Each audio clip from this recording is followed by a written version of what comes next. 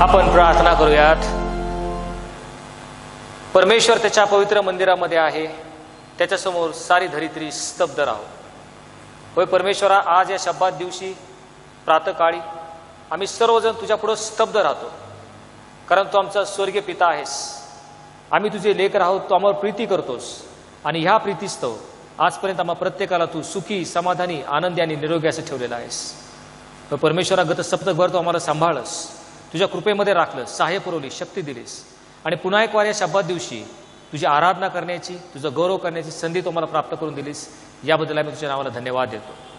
यावेळेस आम्ही आमची सर्व जगी काळजी, चिंता, विवंचना ही दूर ठेवून आमचं संपूर्ण अंतःकरण तुझ्या स्वर्गीय सिंहासनाकडे केंद्रित करतो. तुझी आराधना आणि उपासना आत्म्याने आणि खरेपणाने करण्यासाठी तो आम्हाला सहाय्य कर. धन्यतारक प्रभू येशू ख्रिस्त याच्या नावाने मागितलं म्हणून तो ऐक. आमेन.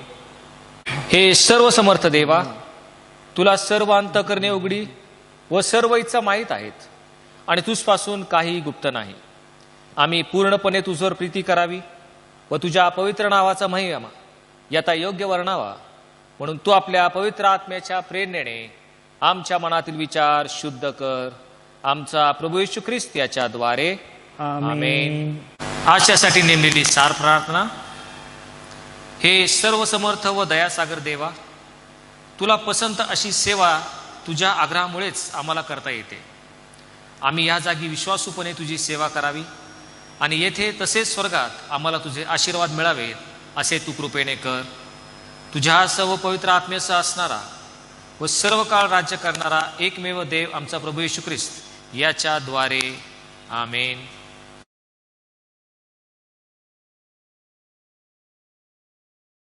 आपण स्तोत्र वाचूया. स्तोत्र क्रमांक 130, पान क्रमांक 556. हे परमेश्वरा, मी शोक सागरातून दावा करीत आहे. हे प्रभू, माझी वाणी ऐक, माझ्या विनवणीच्या शब्दाकडे तुझे कान लाव. हे परमेश्वरा, तू अधर्म लक्षात आणशील तर हे प्रभू, तुझ्या पुढे कोण टिकाव धरेल. तरी आपण लोकांनी पुढे तुझे भय धरावे म्हणून तुझ्या ठायी क्षमा आहे.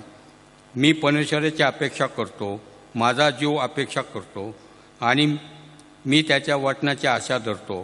पहाटेची वाट पाहणाऱ्या पाऱ्यापेक्षा माझा जीव प्रभू अधिक वाट पाहतो. हे इस्रायला, परमेश्वराची आशा धर, कारण परमेश्वराच्या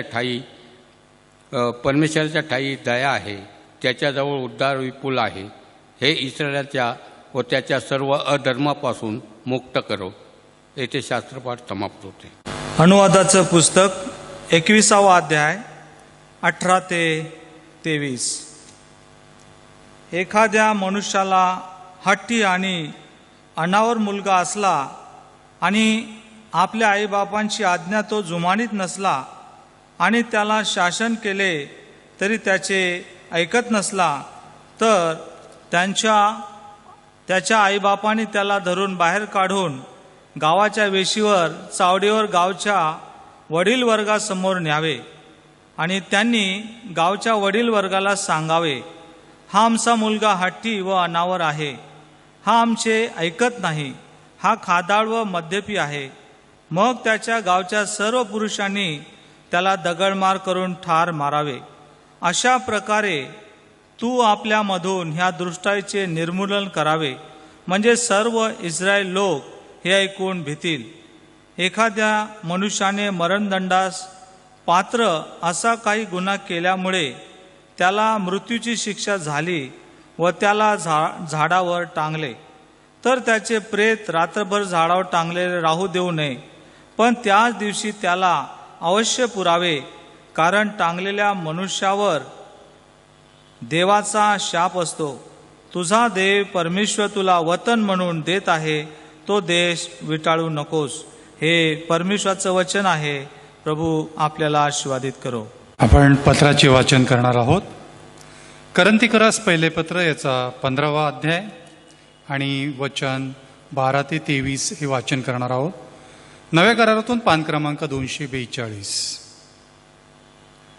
आता ख्रिस्त मेलेल्यातून उठवला गेला आहे अशी त्याच्याविषयी घोषणा होत आहे. तर मेलेल्यांचे पुनरुत्थान नाही असे तुमच्यापैकी कित्येक जण म्हणतात, हे कसे?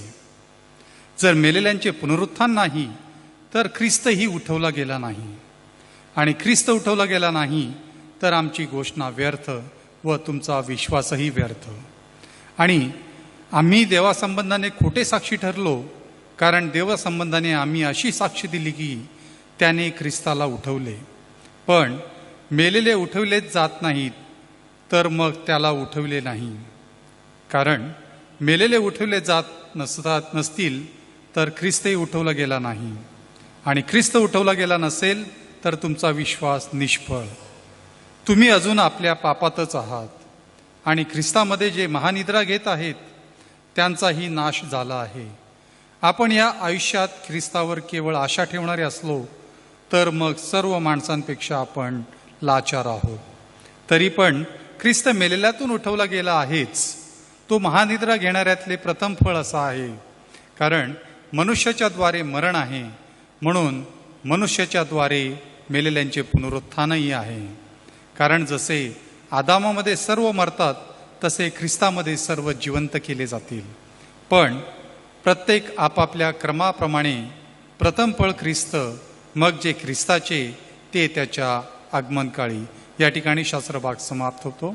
देवा वाचलेली सर्व वचनं आपणा सर्वांसाठी आशीर्वादित करू. आमेन.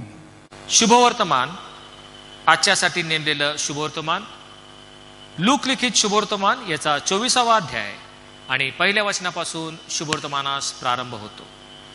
हे येशू कृपा तू देई, सुवार्ता ऐकाया, विचारे शब्दे कर्मेहि ती सदा पाळाया. मग आठवड्याच्या पहिल्या दिवशी मोठ्या पहाटेस आपण तयार केलेली सुगंध द्रव्ये घेऊन त्या कबरेजवळ आल्या. तो कबरेवरून धोंड लोटलेली आहे असे त्यांना आढळले. त्या आत गेल्यावर त्यांना प्रभू येशूचे शरीर सापडले नाही. मग असे झाले की त्याविषयी त्यांना भ्रांत पडली.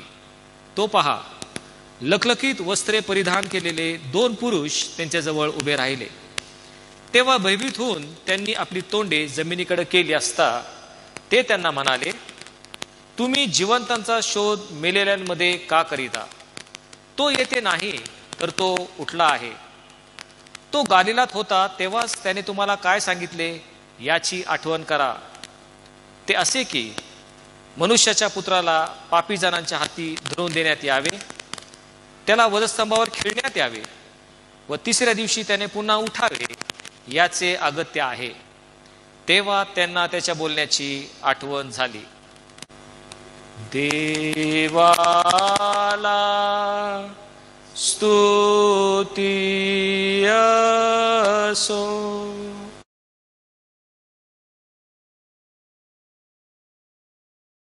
यावेळेस जो सिद्धांत संग्रह आहे तो आपण सर्वजण मिळून विश्वासानं एकत्रित प्रकट करूयात. सर्व समर्थ एकच देव जो पिता, आकाश व पृथ्वी आणि सर्व दृश्य व अदृश्य वस्तू यांचा निर्माण करता, त्यावर मी विश्वास ठेवतो.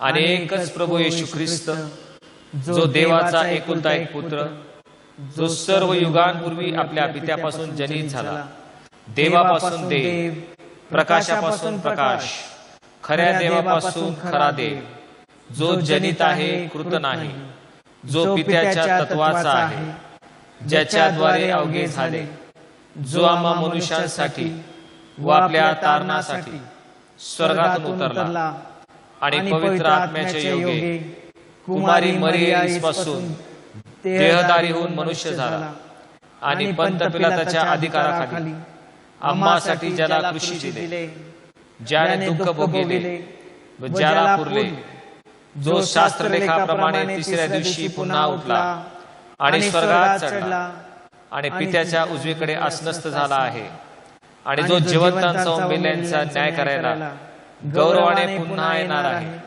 ज्याच्या राज्याचा अंत होणार नाही, त्यावर मी विश्वास ठेवितो.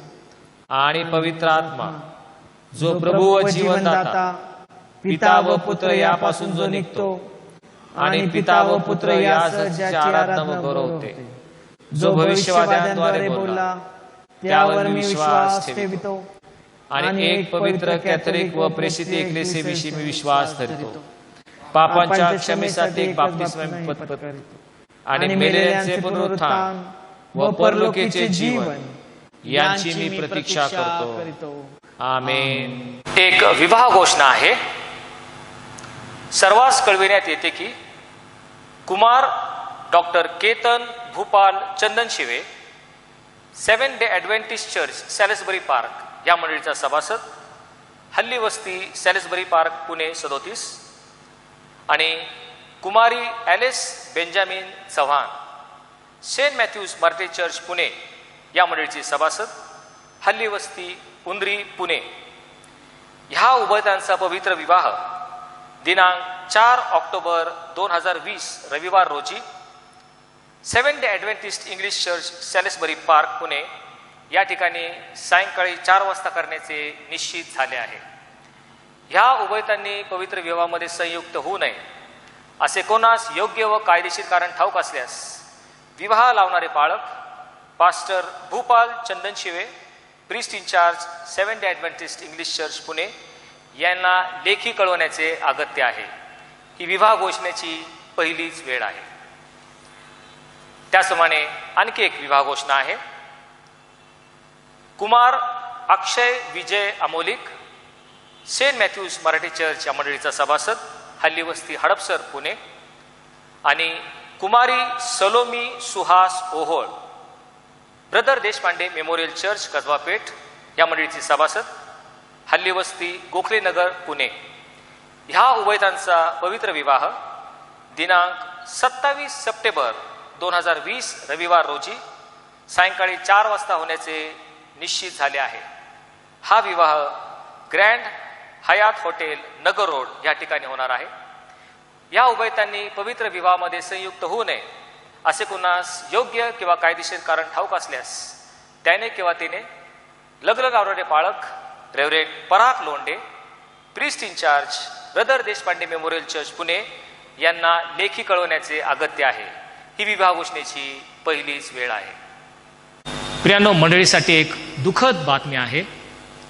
आपल्या सर्वांच्या परिचित असलेले रेव्हरेंड राजन पिल्ले पाळक साहेब, ज्यांनी आपल्या मंडळीमध्ये याचकीय सेवा केली होती, त्याचप्रमाणे सध्या पवित्र नाम देवालय या मंडळीमध्ये ते आचार्य म्हणून कार्य करत होते, त्यांचं गेल्या मंगळवारी दिनांक 8 सप्टेंबर रोजी निधन झालं. ते आजारी होते आणि म्हणून त्यांना केम हॉस्पिटल या ठिकाणी ॲडमिट केलं. त्या ठिकाणी त्यांची प्रकृती थोडी खालावली. डॉक्टरांनी शिकस्तीचे प्रयत्न केले, परंतु 8 सप्टेंबर रोजी ते ख्रिस्तामध्ये विसावले. मित्रांनो, रेव्हरेंड राजन पिल्ले पाळक साहेब आपल्या सर्वांच्या परिचयाचे आहेत. गेली 15 वर्ष सेंट मॅथ्यूज मराठी चर्च या मंडळीमध्ये त्यांनी याचकीय सेवा दिली. मंडळीतील प्रत्येक कुटुंबाशी ते परिचित असे होते. प्रत्येक कुटुंबाला मदत करणे, आपल्या सहकार्याचा हात पुरं करणे यासाठी ते परिचित होते. त्याच ह्या मंदिराची वचनांची आणि विधीची सेवा त्यांनी केली.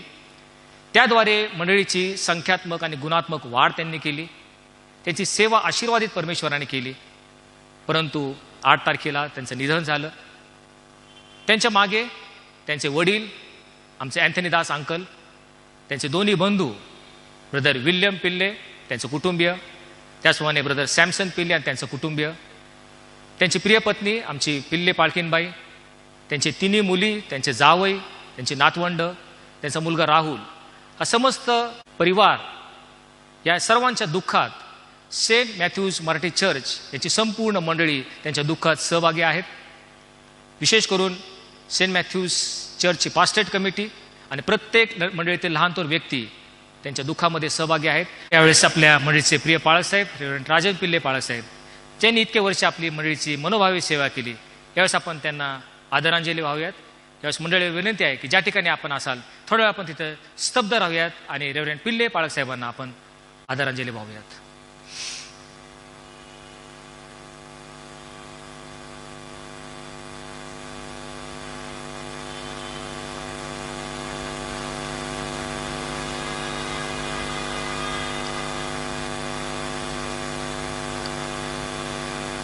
आपण यावेळेस त्यांच्यासाठी विशेष करून प्रार्थना करणार आहोत. आपण प्रार्थना करूयात.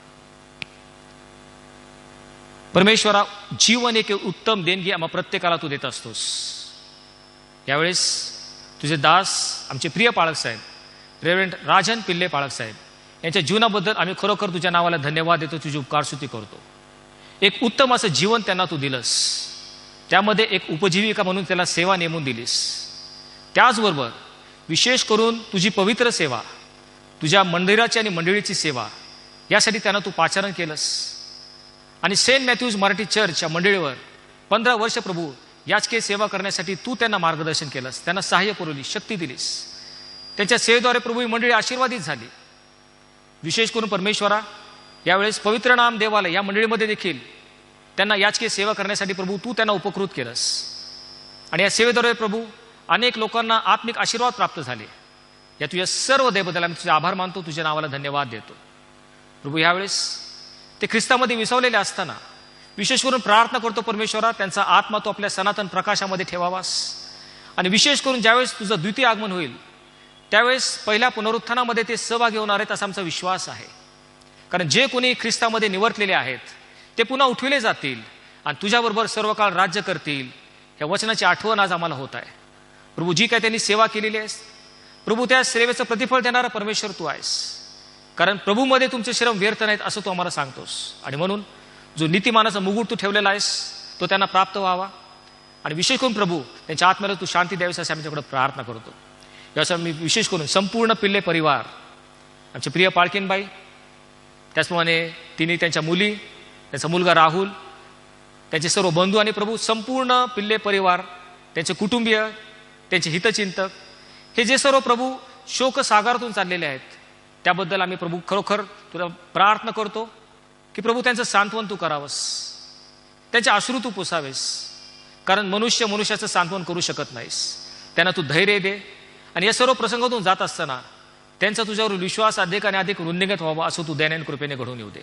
त्याचप्रमाणे संपूर्ण सेंट मॅथ्यूज चर्चची मंडळी, त्याचप्रमाणे पवित्र नाम देवालय ही मंडळी, हे संपूर्ण मंडळीतील प्रत्येक लहान थोर सभासद प्रभू, ज्यांना प्रभू हे दुःख झालेलं आहे त्यांच्यासाठी प्रार्थना करतो.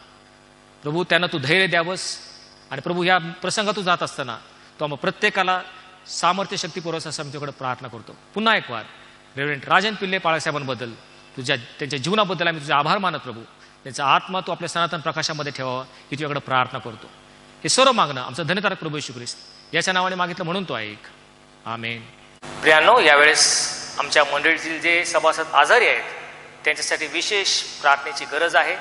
आणि त्यांनी विनवणी केल्यावरून आपण त्यांच्यासाठी यावेळेस विशेष प्रार्थना करणार आहोत. आपल्या मंडळीतील सर्व आजारांसाठी आपण यावेळेस प्रार्थना करूयात. आपण प्रार्थना करू.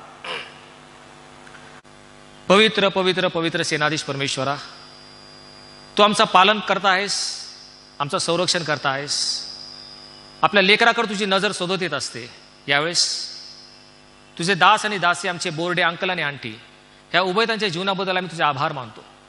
प्रभू, त्यांच्या कौटुंबिक जीवनामध्ये त्यांना तू सांभाळस, त्यांचा प्रतिपाळ केलास, त्यांना आशीर्वादित केलंस, त्यांना तू समृद्ध आणि संपन्न केलंस. याबद्दल आम्ही तुझ्या नावाला धन्यवाद देतो. पूर्वी यावेळेस दोघं उभता आजारी असताना प्रभू त्यांची भेट तू घेतलीस. आणि प्रभू त्यांना तू बरं करत आहेस याबद्दल आम्ही तुझ्या नावाला धन्यवाद देतो. यावेळेस प्रार्थना करतो जो काय त्यांच्या शरीरामध्ये अशक्तपणा आहे सर्व तू दूर करावास, त्यांना तू सशक्त आणि सबल करावंस. आणि पुन्हा एक वार त्यांनी तुझी आराधना आणि गौरव करावं असा वेळ आणि प्रसंग तू दयाने कृपेने घडून येऊ दे अशी आम्ही तुझ्याकडे प्रार्थना करतो. त्याचप्रमाणे त्यांचा मुलगा, त्याचं कुटुंबीय, त्याचप्रमाणे त्यांची मुलगी अंजली हे देखील प्रभू आजारी असताना तू त्यांची भेट घ्यावीस, त्यांना तू बरं करावंस. जे काही औषध उपचार त्यांच्यावर चालू आहे तो आशीर्वाद त्यांनी परिणामकारक करावेस आणि त्यांना तू पूर्व आरोग्यदान द्यावंस अशी आम्ही तुझ्याकडे प्रार्थना करतो. पुन्हा एक वार प्रभू संपूर्ण बोर्डे कुटुंबीय हे तुझं कुटुंबीय आहे. आणि प्रभू हे कुटुंबीय दिवठेने ठेवलेल्या दिव्याप्रमाणे प्रकाशित असावं यासाठी की त्यांची सत्कृत्य पाहून इतर सर्व लोकांनी तुझं गौरव करावं असं तू दयाने कृपेने घडून येऊ दे. त्याचप्रमाणे आमच्या मंडळीच्या ज्येष्ठ सभासद सन्माननीय शीला रोहम, या रोहम आंटीसाठी आम्ही विशेष करून प्रार्थना करतो. प्रभू त्यांना बरं नाही, त्या हॉस्पिटलमध्ये ॲडमिट आहेत. आणि प्रभू त्यांची तू भेट घ्यावीस, त्यांना तू आशीर्वादाचा हात त्यांच्यावर ठेवावास. प्रभू तुझा वरद हस्त त्यांच्यावर असून त्यांना पूर्व एक प्रभू आरोग्यदान द्यावंस. तुझ्या कृपेची दृष्टी त्यांच्यावर तू ठेवावीस आणि त्यांना प्रभू त्याचा अशक्तपणा तू दूर करावास असं मी तुझ्याकडे प्रार्थना करतो. जे काही डॉक्टर्स त्यांना ट्रीटमेंट देत आहेत त्यांना विशेष करून तू प्रभू ज्ञान बुद्धी चातुर्य द्यावंस. आणि जे औषध उपचार चालू आहे ते आशीर्वादित करून त्यांना आरोग्यदान दे, अशा मी तुझ्याकडे प्रार्थना करतो. त्याचप्रमाणे मिसेस शोभा साळवी या तुझ्या दासीसाठी प्रार्थना करतो. प्रभू येथवर त्यांना तू सांभाळलेला आहेस. प्रभू दीर्घकाळ आजारातून जात असताना पुन्हा एक वार तुझा वरदहस्त त्यांच्यावर तू ठेवावस, त्यांच्यावर तू आपली कृपा करावीस, त्यांना आरोग्यदान द्यावेस, अशा मी तुझ्याकडे विशेष करून प्रार्थना करतो.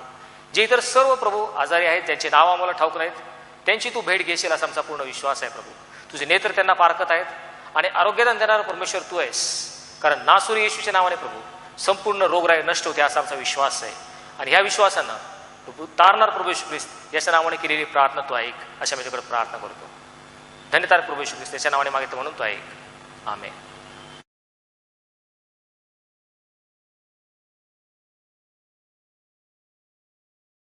प्रार्थना करूयात.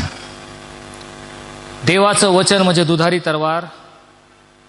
प्रभू तुझं वचन मला योग्य रीतीने हाताळता यावं आणि त्याच्याद्वारे केवळ तुझ्याच पवित्र नावाचं गौरव व्हावं असं तू कर.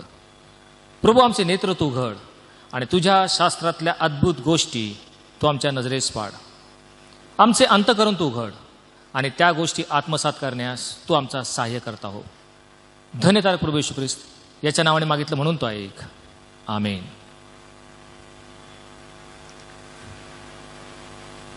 प्रियांनो, गेल्या मंगळवारी दिनांक 8 सप्टेंबर रोजी पहाटे 5 वाजता माझ्या मोबाईलची रिंग वाजली. मी तो फोन उचलला आणि तिथून आपल्या चर्चचे सन्मान्य सभासद ब्रदर सॅमसन पिल्ले हे बोलत होते आणि त्यांनी मला ही दुःखद वार्ता सांगितली. आपल्या मंडळीतील सन्मान्य सभासद रेव्हरंड राजन पिल्ले हे ख्रिस्तामध्ये विसावले आहेत. प्रियांनो, काही दिवसांपूर्वी त्यांना थोडं अस्वस्थ वाटत होतं आणि म्हणून त्यांना केम हॉस्पिटल या ठिकाणी ॲडमिट केलं होतं. त्या ठिकाणी त्यांची प्रकृती आणखीन खालावली आणि 8 तारखेला त्यांचं निधन झालं. त्यांच्या जाण्याने संपूर्ण सेंट मॅथ्यूज मराठी चर्च ही मंडळी, त्याचप्रमाणे पवित्र नाम देवालय ही मंडळी ही शोकाकुल झालेली आहे, शोक सागरात बुडालेली आहे. सेंट मॅथ्यूज चर्च या मंडळीची त्यांनी 15 वर्ष प्रदीर्घ अशी सेवा केली. वचनांची सेवा, विधींची सेवा त्यांनी केली. विशेष करून दर गुरुवारची प्रबोधनाच्या विधी, त्याचप्रमाणे लेन समयाच्या प्रार्थना, कौटुंबिक प्रार्थना यामध्ये ते उत्साहाने भाग घेत असत, प्रार्थना ते करीत असत. आणि सर्वांना आपले प्रिय असलेले आमचे रेव्हरंड राजन पिल्ले बाळासाहेब आमच्यामध्ये सध्या नाहीत. प्रियांनो, ह्या दुःखद वार्तेने सर्वांनाच जणू काही धक्का बसलेला आहे. आणि ह्या प्रसंगातून जात असताना काही प्रश्न मला पडले आणि तेच प्रश्न मी आपल्याला यावेळेस विचारत आहे. ह्या पार्श्वभूमीवर आपण पवित्र शास्त्रातील एक कथानक यावेळेस पाहणार आहोत. आयुष्यामध्ये अचानक आपण खूप काहीतरी गमावलंय, आपलं काहीतरी मोठं नुकसान झालंय. ह्या प्रसंगातून कधीतरी तुम्ही कधी गेला आहात का? अंतर्मुख करून पहा, विचार करा. ज्या व्यक्तीशी तुमचा घनिष्ठ संबंध आलेला आहे, अनेक वर्षाचा सहवास आहे, ज्यावर तुम्ही आतोनात प्रीती करता, जीवापाड प्रेम करता, अचानक ती व्यक्ती तुमच्या डोळ्यादेखत तिचं निधन झालं, तुमच्यापासून ती हिरावून गेली. अशा प्रसंगातून तुम्ही कधी गेला आहात का? खरं पाहिला तो जो व्हायला नको होता असा एखादा अंत्यसंस्कार याला कधी तुम्ही उपस्थित झालेला आहात का? तुमच्या जीवनामध्ये अचानकपणे, अनपेक्षितपणे एखादी दुर्घटना घडली, अशा एखाद्या घटनेला तुम्ही कधी सामोरे गेला आहात का? तुमच्या मनामध्ये तुम्ही अनेक स्वप्न रंगवलेले आहेत, तुमच्या अनेक आकांक्षा आहेत, महत्वाकांक्षा आहेत, परंतु क्षणार्धात त्या धुळीस मिळाल्या. असं कधी तुमच्या बाबतीत झालं आहे का?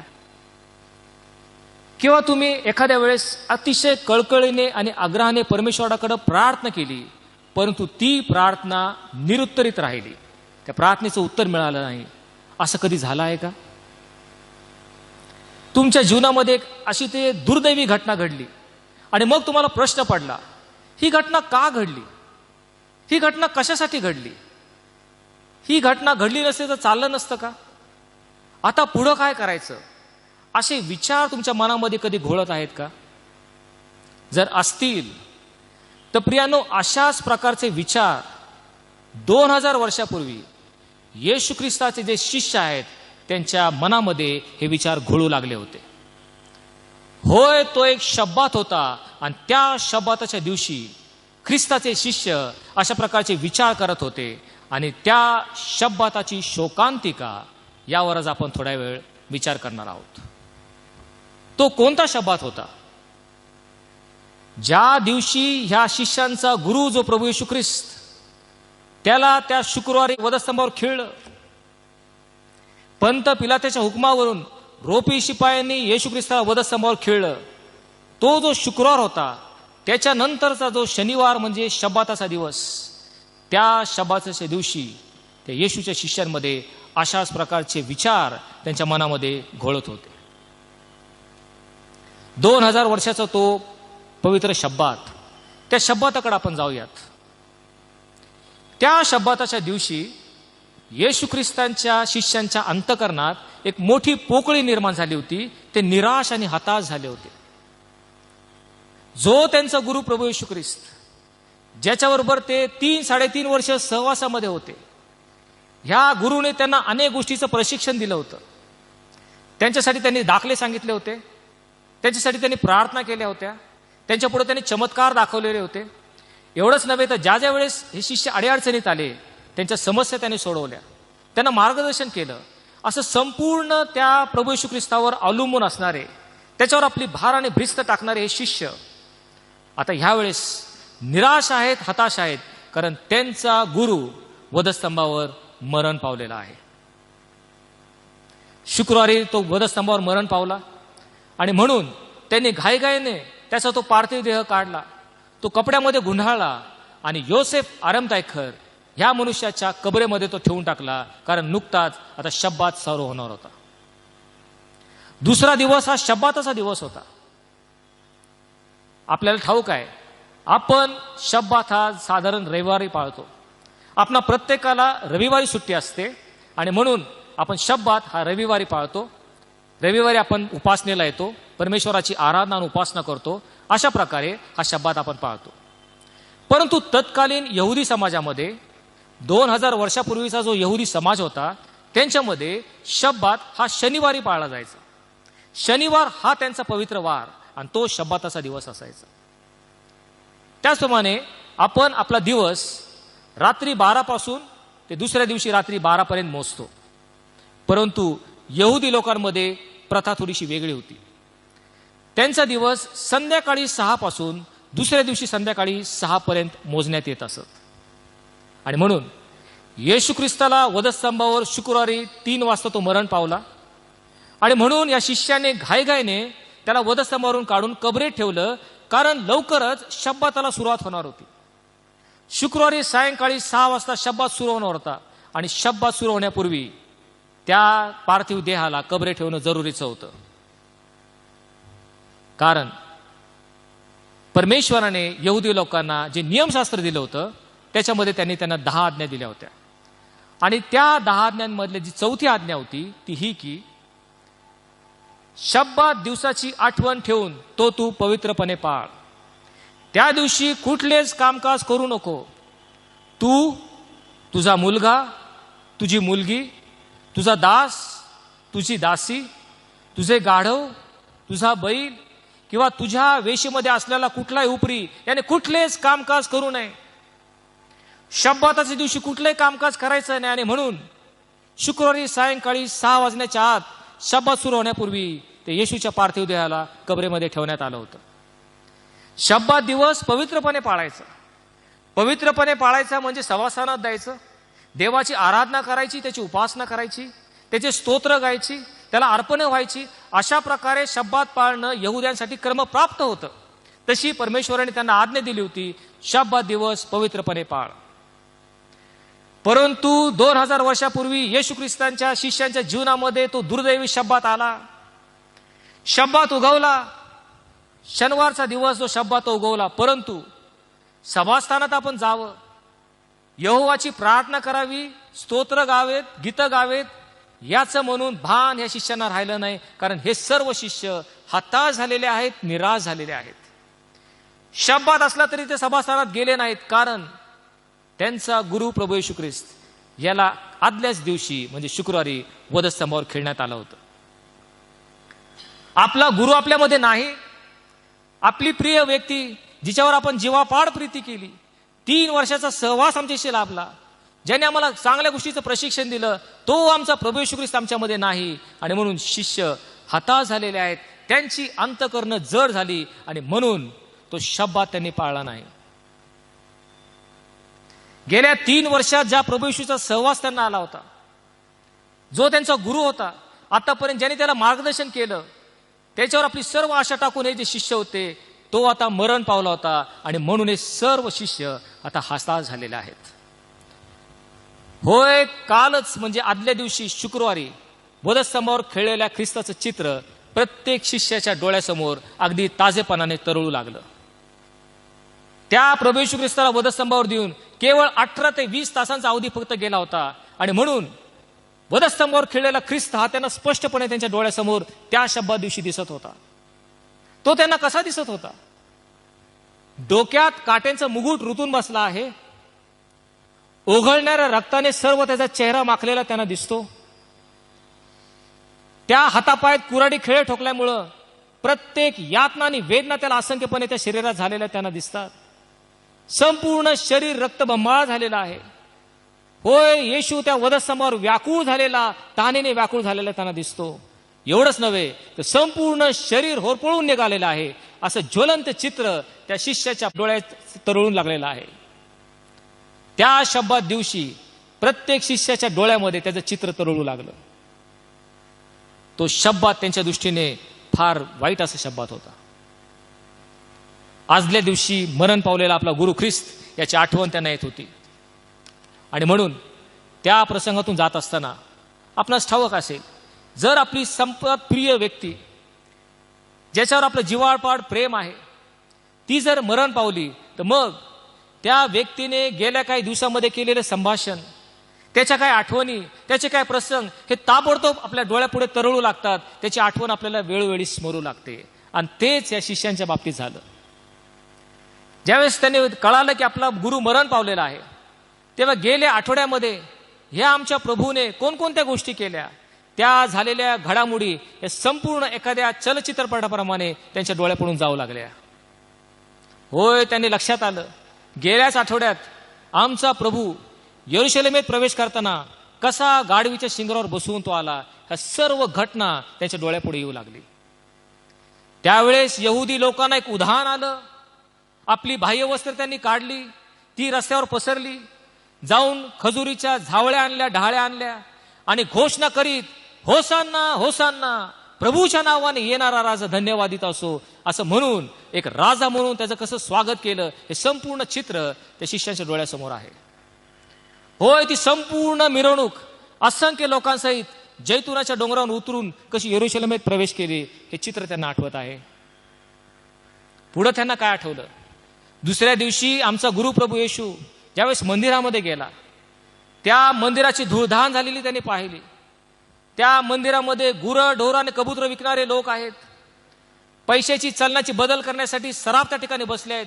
हे ज्यावेळेस येशूने पाहिलं, त्याने एक दोऱ्याचा कोरडा केला, ते गुरं ढोरं सर्व हुसकून लावले आणि या सरफाचे चौरंग पालते करून तो म्हटला, हे घर माझ्या पितेचं मंदिर आहे, असा शास्त्रलेख आहे. तुम्ही त्याची चोर आणि लुटारूंची गुहा केलेली आहे. मंदिराबद्दल असलेला त्याचा आवेश प्रत्येक शिष्याच्या डोळ्यासमोर त्या दिवशी तरळत होता. त्यांना पुढे आठवलं, त्या प्रभू येशू वधस्तंभावर जो मरण पावला, त्याची आदली जीवनातील काळ रात्र त्याला आठवली. होय, आपल्या शिष्यांबरोबर वलांडण्याचं भोजन करावं अशी येशूची उत्कट इच्छा होती. आणि म्हणून त्या 12 शिष्यांना घेऊन तो वर माडीवरल्या खोलीत गेला. त्या ठिकाणी सर्व 12 शिष्य गोलाकार बसलेले हे सर्व त्यांना स्मरत होतं. आणि त्यावेळेस प्रत्येक शिष्याला आश्चर्याचा धक्का होईल अशी एक गोष्ट त्या प्रभूने केली, ही त्या सर्वांना आठवत होती. प्रभू त्यावेळेस भोजनावरून उठला, त्याने आपली बाह्य वस्त्र काढली, गंगाळात पाणी घेतलं, हातात रुमाल घेतला आणि प्रत्येक शिष्याचे पाय धुतले आणि ते पुसले. आणि त्यावेळेस प्रभू म्हटला, मनुष्याचा पुत्र सेवा करून घ्यावायच नाही तर सेवा करावायच आला आहे. आणि अनेकांच्या पापांसाठी आपलं प्राणार्पण देण्यास आलं आहे. ही संपूर्ण घटना त्या शब्दात दिवशी त्या शिष्यांना आठवून त्यांना अश्रू आवरण्यास होत होते. होय, त्या शिष्यांना आठवलं होती ती गेत्सेमेने बाग. त्या गेत्सेमेने बागेमध्ये मध्यरात्री त्यांच्यातीलच एक म्हणजे यहुदा इस्करियोत याने येऊन येशूचं चुंबन घेतलेलं ते चित्र त्यांना स्पष्टपणे डोळ्यासमोर येत होतं. कालच आमचा यहुदा इस्करियोत याने प्रभूचं चुंबन घेतलं. चुंबन हे प्रीतीचं द्योतक, प्रीतीचं चिन्ह. पण यहुदाचं ते चुंबन विषारी चुंबन होतं. विश्वासघात करून, गुरुद्रोह करून विषारी चुंबनानं आपल्या गुरुला त्याने धरून दिलेलं त्या प्रत्येक शिष्याच्या डोळ्यासमोर त्यांचं चित्र येत होतं. यहुदाने काय केलं याबद्दल प्रत्येक शिष्य आसूसला होता. येशूला अटक झालेली त्यांच्या डोळ्यासमोर ती चित्र आहे. काल रात्रीच आमच्या गुरुला अटक केली.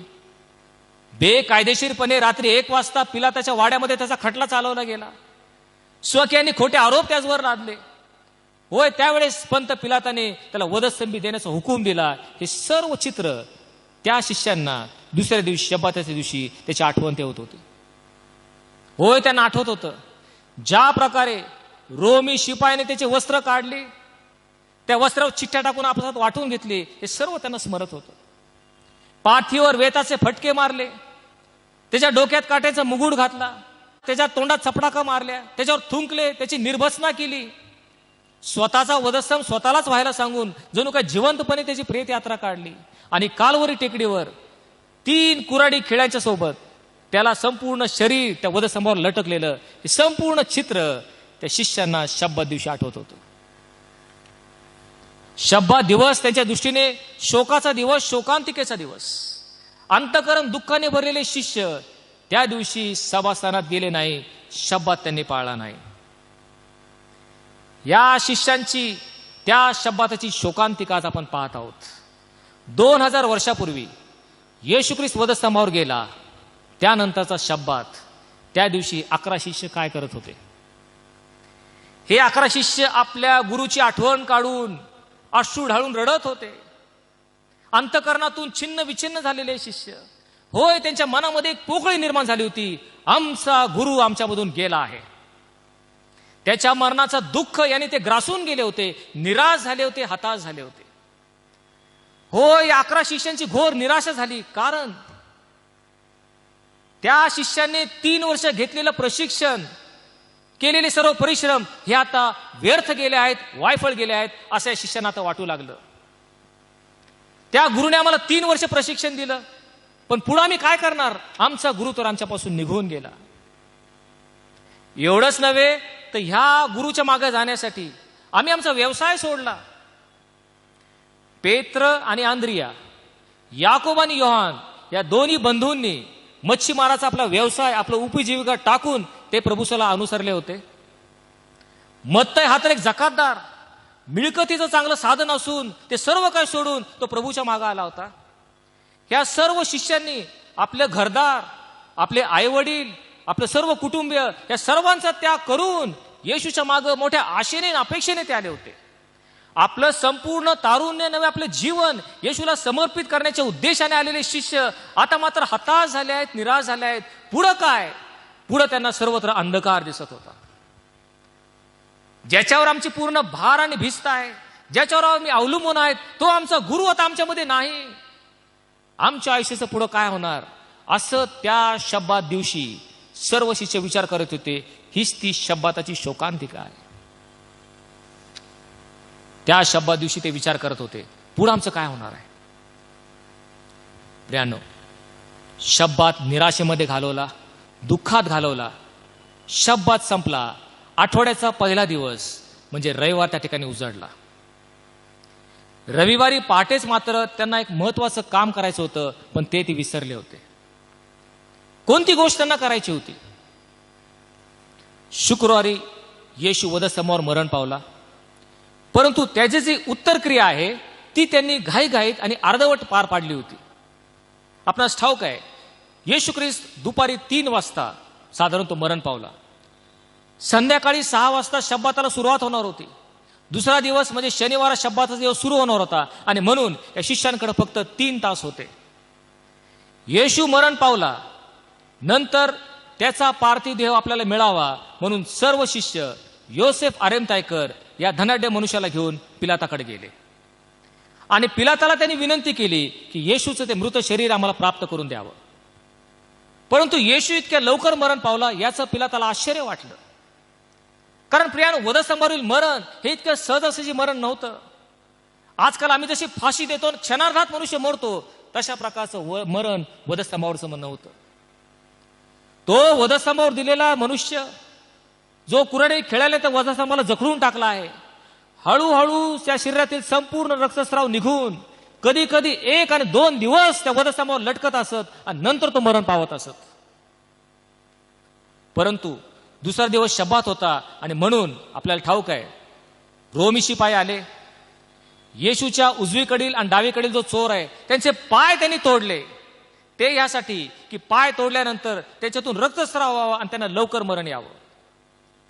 परंतु येशूकडे आल्यानंतर तो मरून गेला आहे हे त्यांनी पाहिलं आणि म्हणून त्यांनी त्याचे पाय तोडले नाहीत. कारण त्याचं हाड मोडणार नाही हा शास्त्रलेख पूर्ण व्हावा म्हणून हे झालं. परंतु एका सैन्याने त्याच्या कुशीत भाला भोसकला, त्यावेळेस रक्त आणि पाणी त्या कुशीतून आलं असं आपल्याला कळतं. आणि तो मरण पावलेला आहे हे पिलाताला कळाल्यावर त्याचं पार्थिव देह देण्याची त्याने आदेश दिला. आणि मग येशूचं शरीर घाईघाईने वधस्तंभावरून खाली काढण्यात आलं. त्याला लवकरात लवकर कपड्यांनी गुंढाळून ते कबरेमध्ये ठेवण्यात आलं. कारण 6 वाजता शब्बात सुरू होणार होता.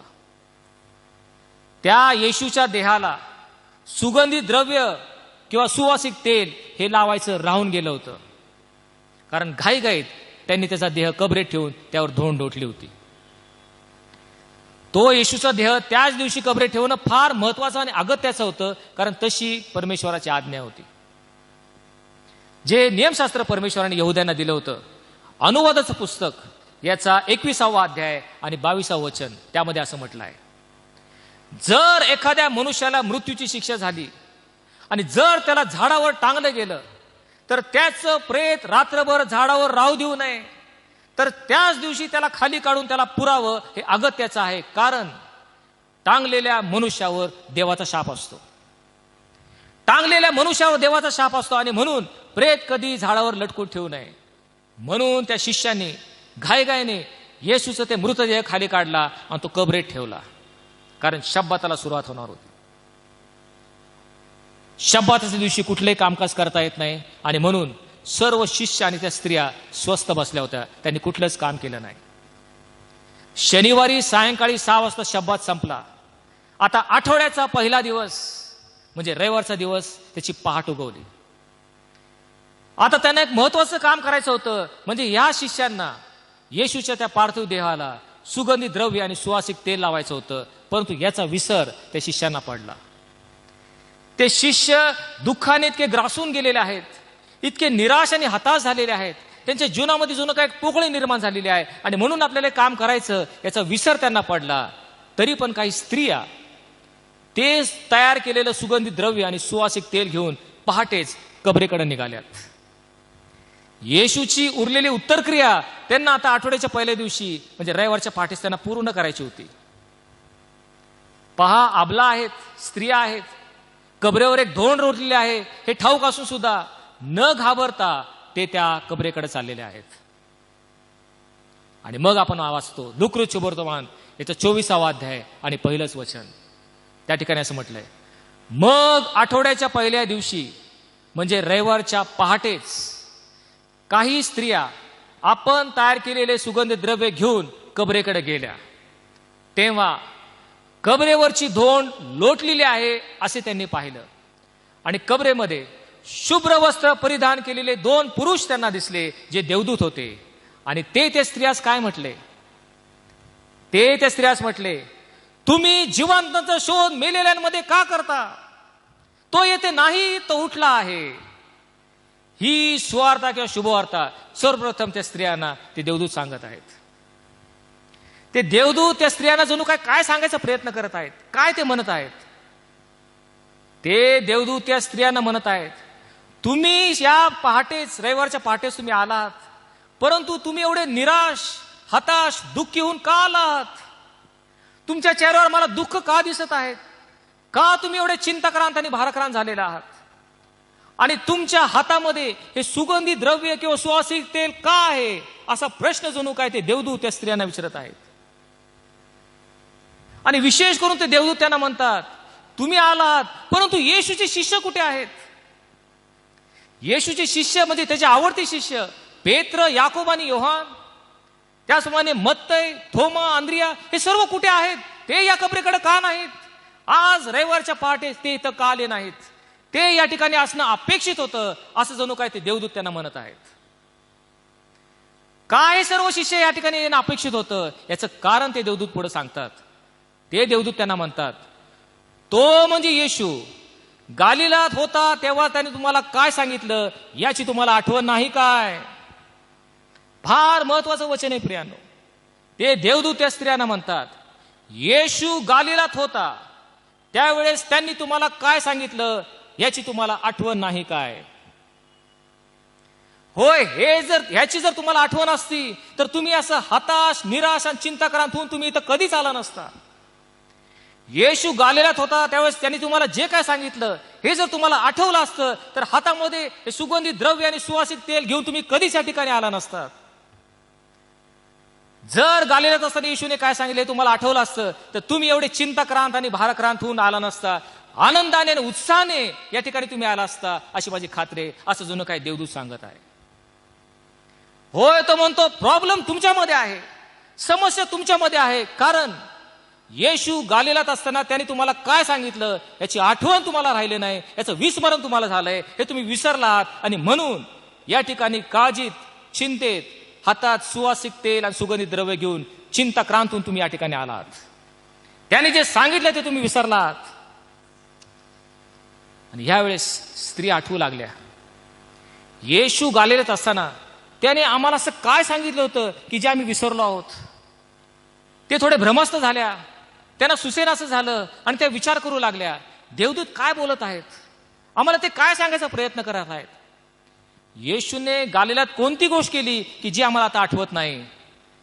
त्यांना आठवलं नाही, म्हणून तो देवदूत पुढे त्यांना सांगू लागला. लूका शुभवर्तमान याचा 24वा अध्याय आणि 7वं वचन. तो म्हणतो, मनुष्याच्या पुत्राला पापी जणांच्या हाती धरून देण्यात यावे, त्याला वधस्तंभावर खिळण्यात यावे व तिसऱ्या दिवशी त्याने पुन्हा उठावे, याचं अगत्य आहे. हे तुम्ही ऐकलं नाही काय? याची आठवण तुम्हाला झाली नाही काय? तर देवदूत त्यांना आवर्जून सांगत आहे, गालिलात असताना येशूने तुम्हाला सांगितलं होतं मनुष्याचा पुत्र धरून दिला जाईल, ते लोक त्याला जीवे मारतील आणि तिसऱ्या दिवशी तो पुन्हा उठेल, याचं स्मरण तुम्हाला राहिलं नाही काय? हे तुम्ही विसरला का? आणि म्हणून तुम्ही काळजीत आणि चिंतेत या ठिकाणी आलात.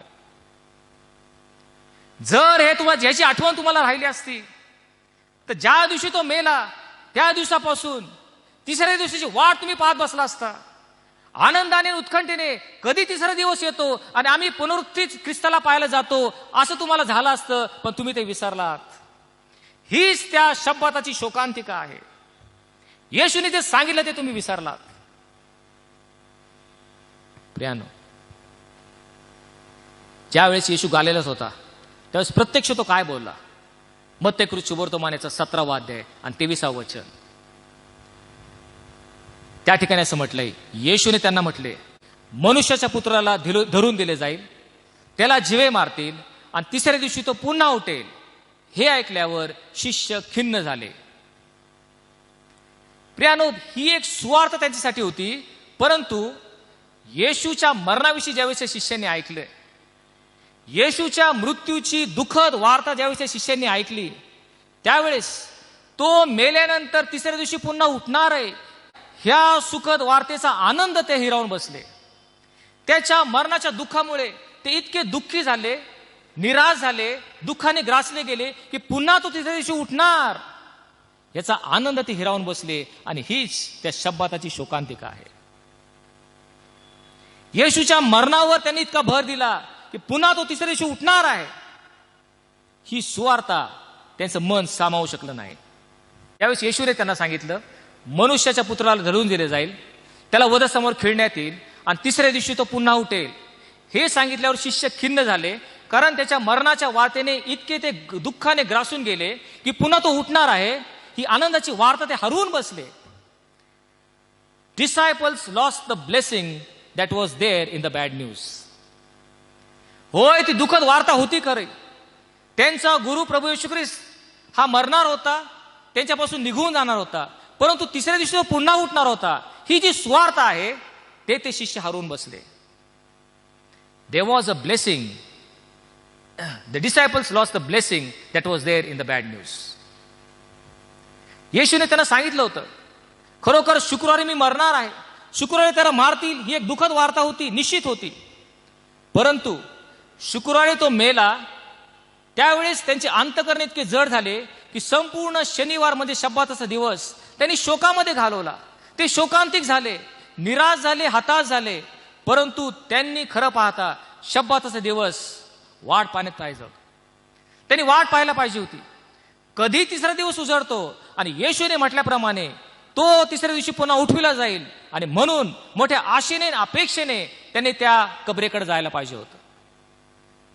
आणि म्हणून हीच एक शोकांतिका आहे की जरी येशू ख्रिस्त मरणार होता तरी तो पुन्हा जिवंत होणार होता. ही स्वार्था त्यांच्या लक्षात आली नाही. प्रियांनो, कधी कधी आमच्या बाबतीत देखील हेच घडतं.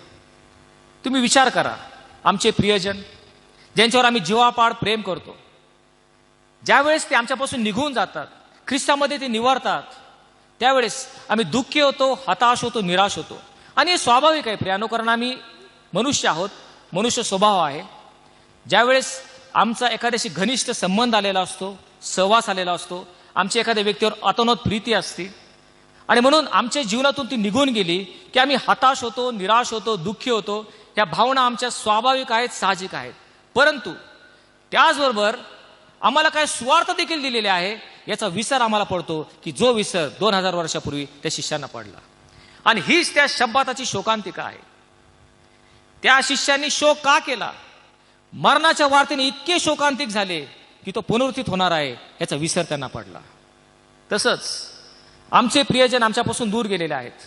होय, खरोखरी दुःखद वार्ता आहे, मी कबूल करतो.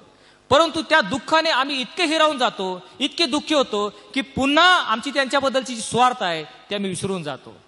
आणि ही स्वार्थ कोणती आहे? लक्षपूर्वक ऐकूयात, नाहीतर त्या शिष्यांसारखा आमचा देखील शब्दात शोकांतिकेचा का राहील. ती स्वार्थ ही आहे, योहान शुभवर्तमानाचा 11वा अध्याय 25वा वचन. येशूने म्हटले, पुनरुत्थान व जीवन मीच आहे, जो कोणी माझवर विश्वास ठेवतो तो मेला असला तरी जगेल. ही स्वार्थ आहे प्रियांनो. आणि म्हणून आम्ही शब्दाचा शोक करू नये, ही आमची शोकांतिका नसावी.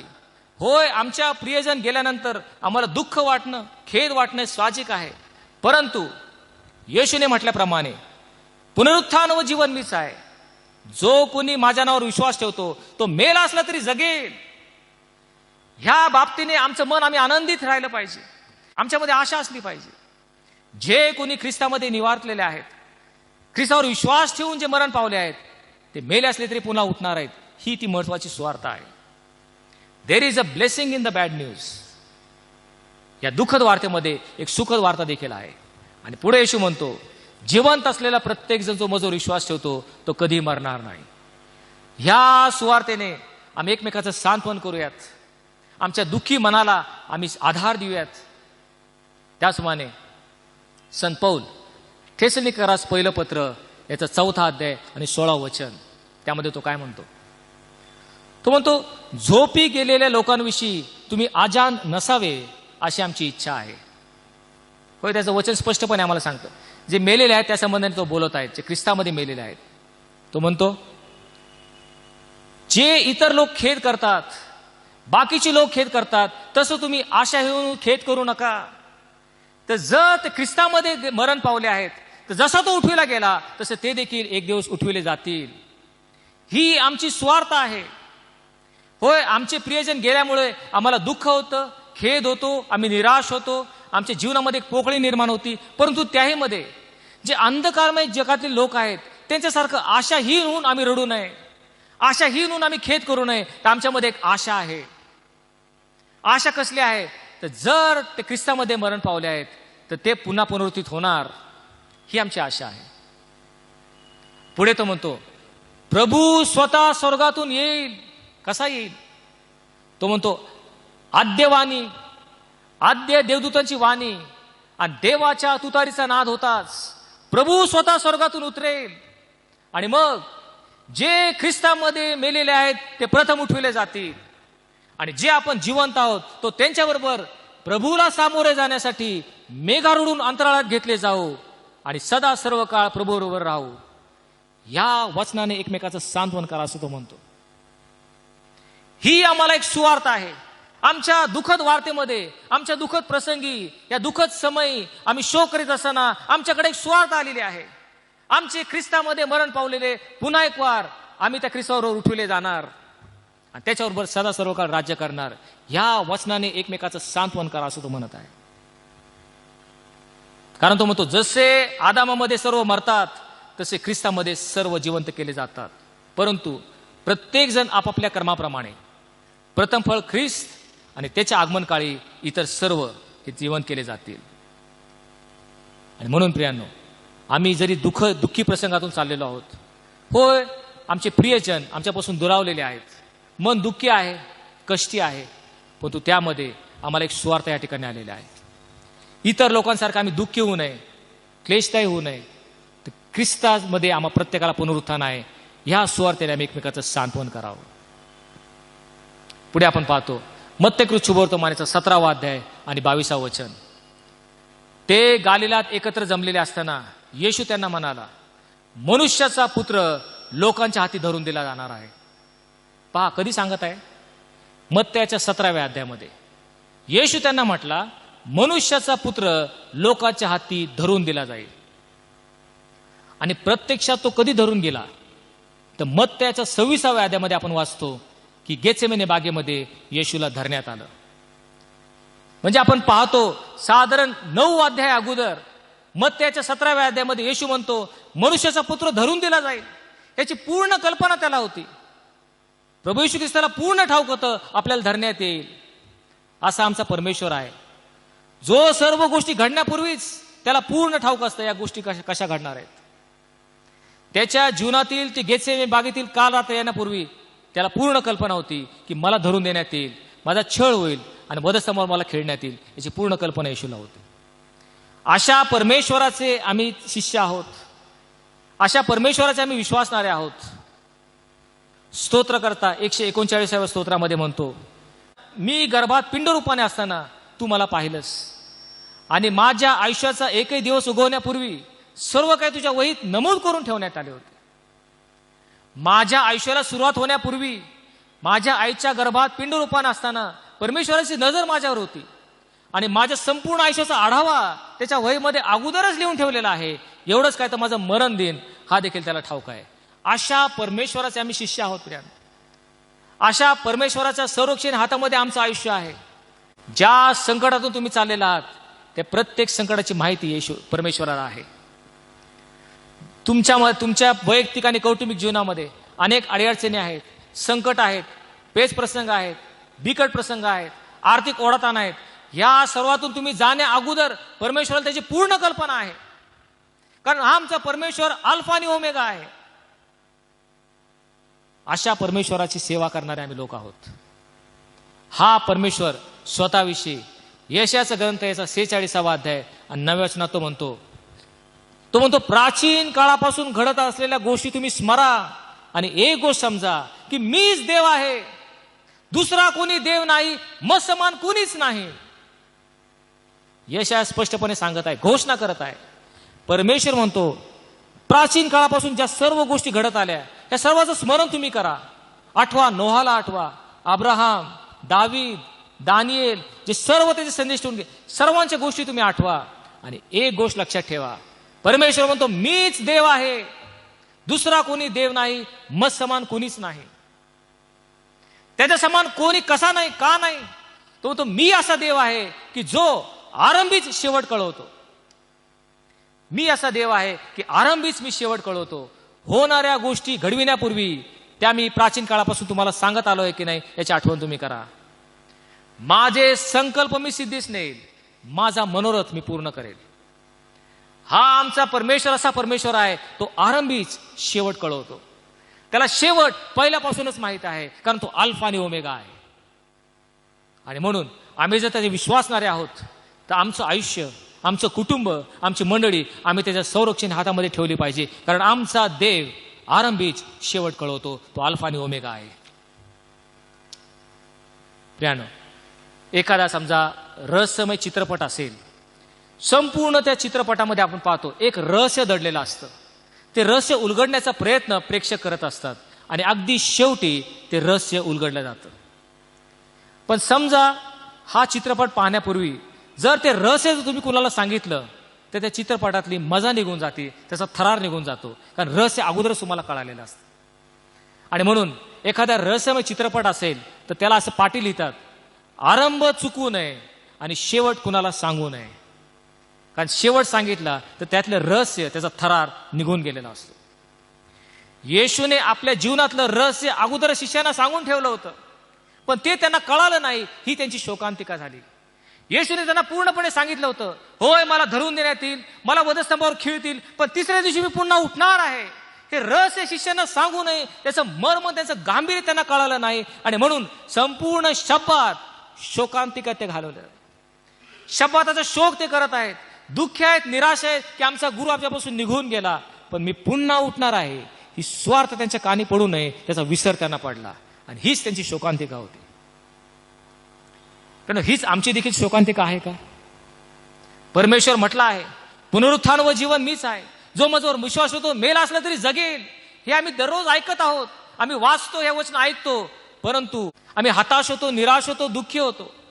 आमच्यातलं कोणी प्रियजन निघून गेला तर आम्हाला दुःख वाटतं, परंतु त्याही मध्ये आनंदाची बातमी आहे, सुवार्थ आहे, ख्रिस्तामध्ये त्याला पुनरुत्थान आहे. ही स्वार्थ आम्हाला लक्षात ठेवली पाहिजे. आमचा असा परमेश्वर आहे की जो आमच्या प्रीती करतो, तो संपूर्ण लक्ष आमच्यावर लावतो, आमचं संपूर्ण जीवन त्याच्या हातामध्ये आहे. तो परमेश्वर म्हणत आहे, देवावर प्रीती करणाऱ्यास म्हणजे त्याच्या संकल्पाप्रमाणे बोलवलेल्यास देवाच्या करुणेने सर्व गोष्टी मिळून कल्याणकारक होतात. या गोष्टीवर आम्ही विश्वास ठेवतो का?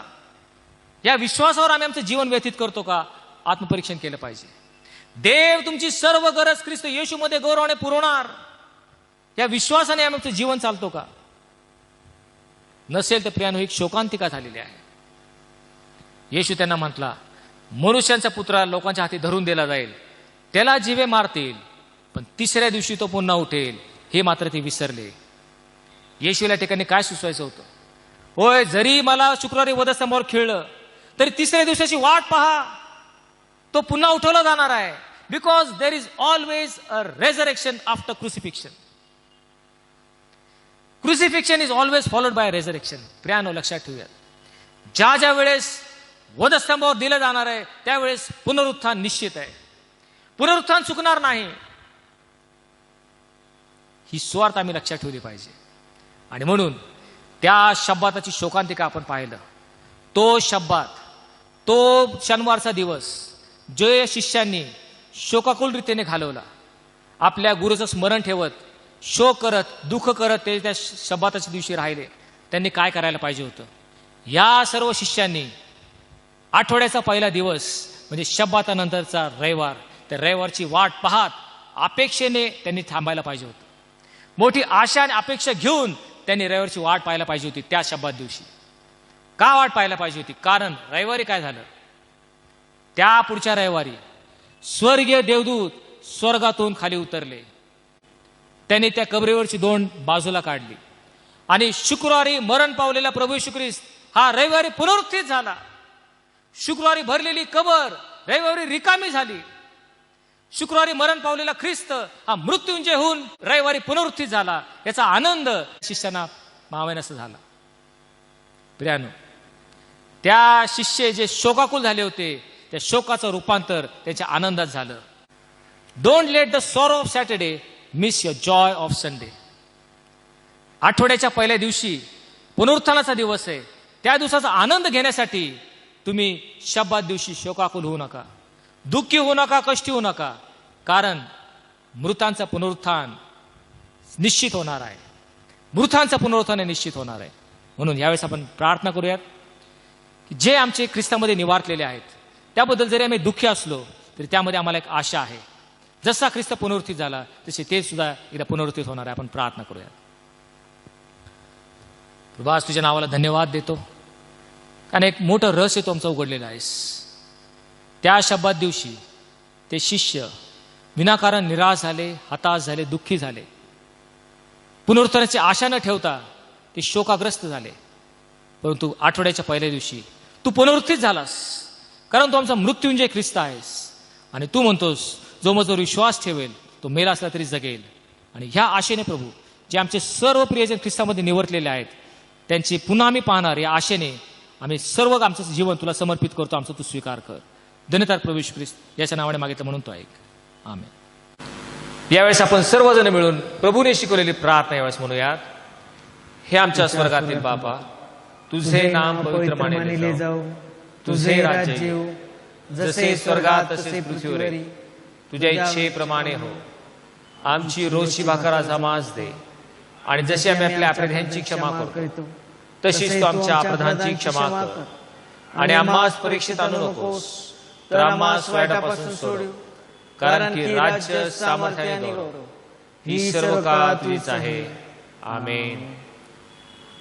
सर्व बुद्धी सामर्थ्या पलीकडे असलेली देवाने दिलेली शांती, तुमची अंतःकरणे व तुमचे विचार देवाच्या आणि त्याचा प्रिय पुत्र येशू ख्रिस्त आमचा प्रभू याच्या ज्ञानात व प्रीतीत राखो.